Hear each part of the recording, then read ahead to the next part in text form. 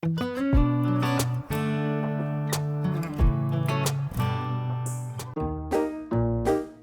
нас тут появился новый друг. Девчонка такая красивая.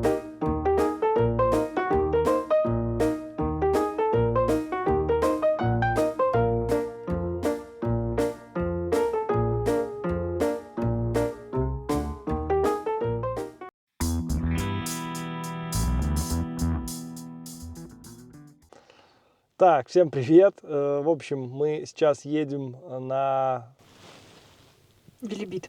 Мы На едем Велибит. в горы. А от нашего места жительства это где-то 3 часа. Всего 140 километров, но 3 часа. Дороги здесь ужасно. На машине ехать капец как неудобно. Там 60, 80, стоит милиционер. Возле себя, возле ноги поставил знак 40. Там было 80, тут у него 40. И ты такой едешь и не понимаешь, куда тебе, то ли в тормоз, то ли в газ. Никто не соблюдает правила дорожного. Тебя подпирают. Короче, тяжело ехать. По крайней мере, пока это реально тяжело. И едем мы, значит, и ничего не предвещает беды. Едем, уже расслабились, палец в нос уже. Вчера было тяжело нам ехать по этой дороге. И тут сзади такой звук пиу-пиу-пиу-пиу-пиу. Я так... А дело в том, что... И меня сзади кто-то начинает подпирать. Но дело в том, что ты едешь со скоростью установленной, допустим, 50. И тебя постоянно кто-то подпирает. То есть они постоянно вот упираются тебе в задний бампер. То есть ты иногда даже номер машины не видишь, который едет сзади. То есть... И такая же история вот у меня сзади. Кто-то уперся. Я такой в зеркало, хоп, а там маячки проблесковые. Я такой, о, понятно. А у меня в тот момент как будто бы превышение было небольшое. В общем, останавливаемся. И подъезжает, ну, машинка сзади останавливается. Такая небольшая. Причем машинка абсолютно простая. Там что-то типа, наверное, Toyota какая-то, Aygo, может. Ну, вообще мелкая какая-то штука. Выходит два таких уже в возрасте полицейских. Сразу я пытался из машины выйти, они мне показали, что не оставайся в машине. То есть остаешься в машине. Благо у меня польские права. То есть я сразу показал права, они взяли права, ушли. Потом показали мне, попросили выйти, они со мной разговаривали на английском.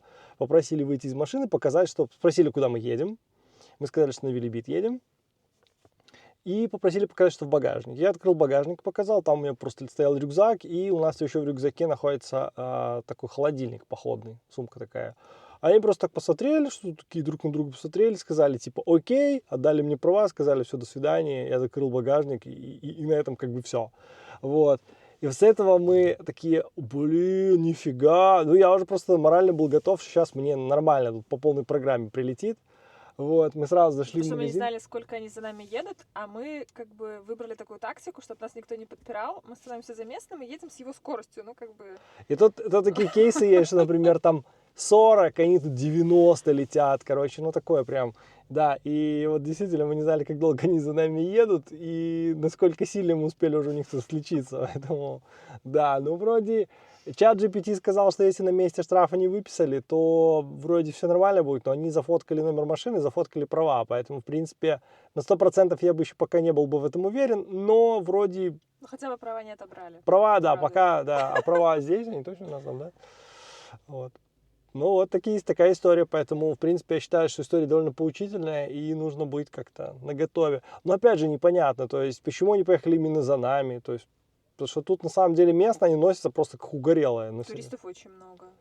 Немножко о том, куда же мы ехали. А ехали мы пройти небольшой маршрут, посмотреть Северный Велибит, национальный парк. Планировали пройти где-то подъем 300 метров. По времени у нас это где-то заняло 4 часа. Вот. Единственное, что мы не рассчитывали, что очень много займет, так много времени займет дорога. Ну все, мы доехали. Ехали очень долго. Прям очень долго. Казалось бы, 120 километров мы ехали больше, по-моему, чем 4 часа. Основная проблема — это скоростной режим. Ну и последние там, может, 40 метров, 40 километров. Едешь где-то час. Значит, что мы тут видим? Вот, мы видим, что дом Забежан 1 час 15 минут. Пешком. По идее, можно объехать вот этот знак «Стоп» и проехать, как это сделал местный. Но мы не местные, и мы решили идти пешком. Мы не поняли. Вот, что тут есть? Значит, какие-то таблички. Вот такие виды, мы уже это видели. Очень красивый вид. Вот. Цветочков уже не будет. Групп тоже, надеюсь, не будет. Все. Сейчас мы дойдем сюда и надеем, накупим каких-нибудь ненужного хлама, значков, там, наклеечек, маечек и всего прочего.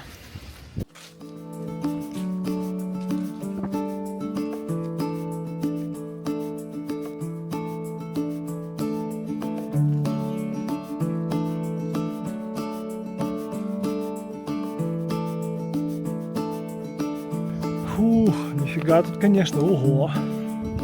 Как будто кто-то раскидал эти камни.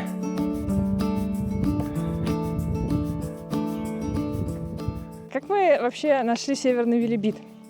Это когда смотрели, куда пойти в Хорватии, именно в горы походить.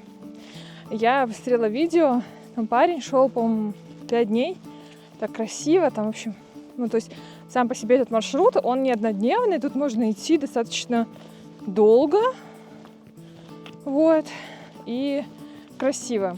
Ну, я решила у чата GPT спросить, я говорю, дай мне самый красивый отрезок однодневный, вот, чтобы пойти и посмотреть.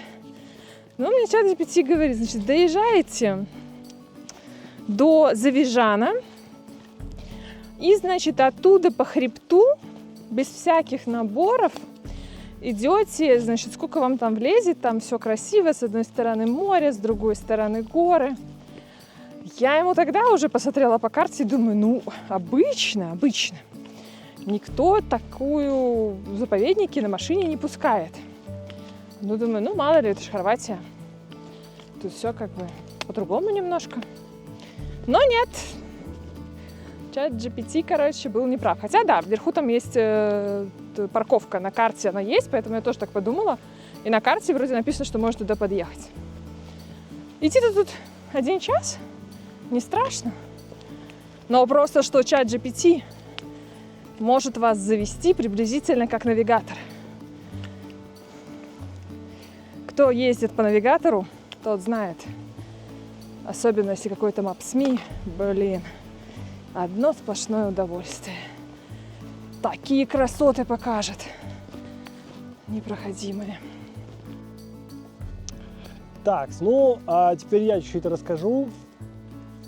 На самом деле, вот, в Балканы я давно мечтал, на самом-то деле, попасть сюда, потому что я наслышан о какой-то необычной природе, и действительно природа, вот ту, которую мы сейчас видим вокруг, не могу сказать, что я не видел никогда ничего подобного. Что-то похожее было в Норвегии, очень сильно похожие камни, то есть они по структуре похожи, но тем не менее сильно отличаются от того, что мы привыкли видеть в Польше. То есть в Польше там именно валуны такие, а здесь они выглядят так, как будто их вылепили из какого-то, что ли, пластилина и запекли в печи. То есть это такие как будто огромные куски. И интересно то, что они просто разбросаны на огромной территории.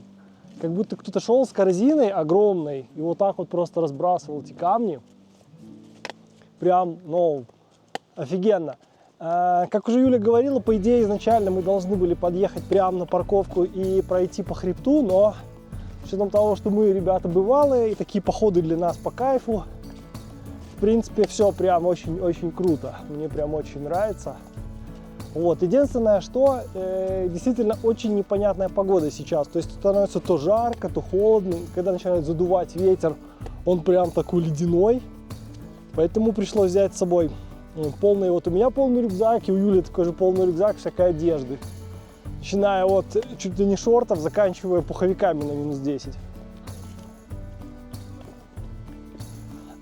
И есть план сейчас прийти туда наверх. Кстати, такой план у нас уже очень-очень давно. Мы его вынашиваем еще с времен хайкингов, когда мы начинали в Польше. В принципе, это почти с самого начала была такая идея взять с собой горелочку, кофеек, чашечку или кофейничек. Ну, в этот раз у нас кофейничек. И заварить себе офигенный кофеенок. И вот сегодня мы попробуем. Нету гарантии стопроцентной, что там у нас будет возможность воспользоваться горелкой газовой, но мы будем стараться. В общем, посмотрим.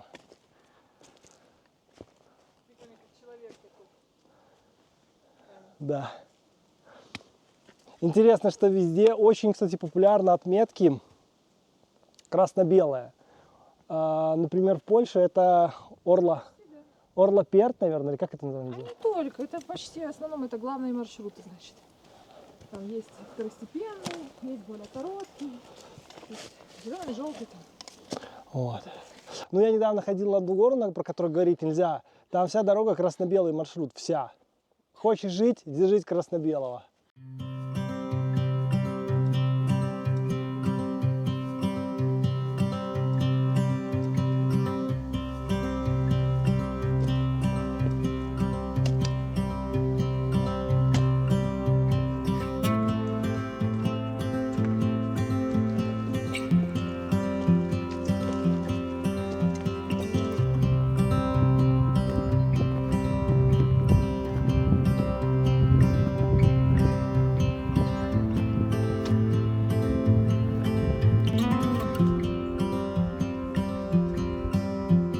Привет!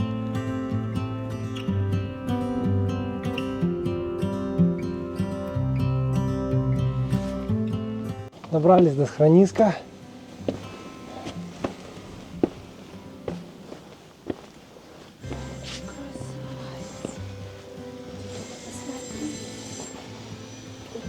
Нифига себе.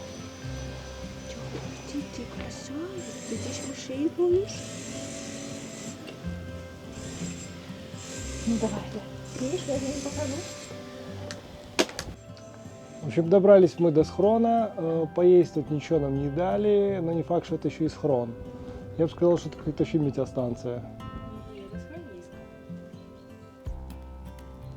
Ты уж стала и видишь. Ну, это же явно не видно. 1968 год. Дата открытия или постройки. Какие мысли, да?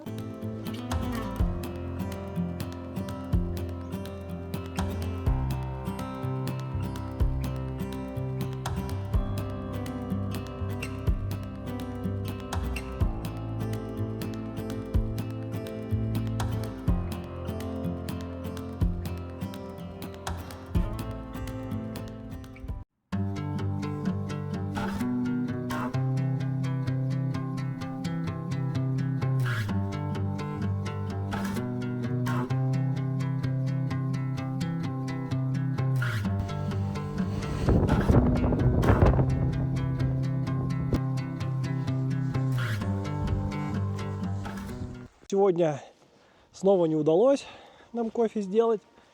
Сидели в офигенно красивом месте. Запустили дрон. Поднялся такой силы ветер, что мы просто обледенели, похватали вещи, одели все, что с собой было. Вплоть там уже чуть ли не до пуховиков и ходу. Да, такая, конечно, погодка. Поэтому, ну, посмотрим. Может быть, завтра у нас запланирован поход в Плитвицкие озера. Наше лицо замерзло. И, может быть, там удастся. Юля говорит, точно нет, завтра не ждите. Все, отмена шутки, завтра не ждите.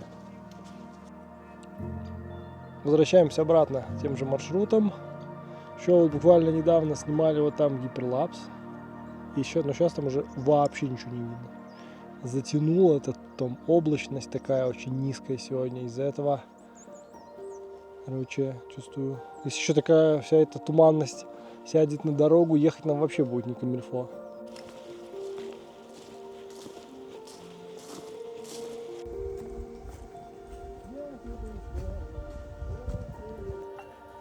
Так, у нас снова собственный проводник.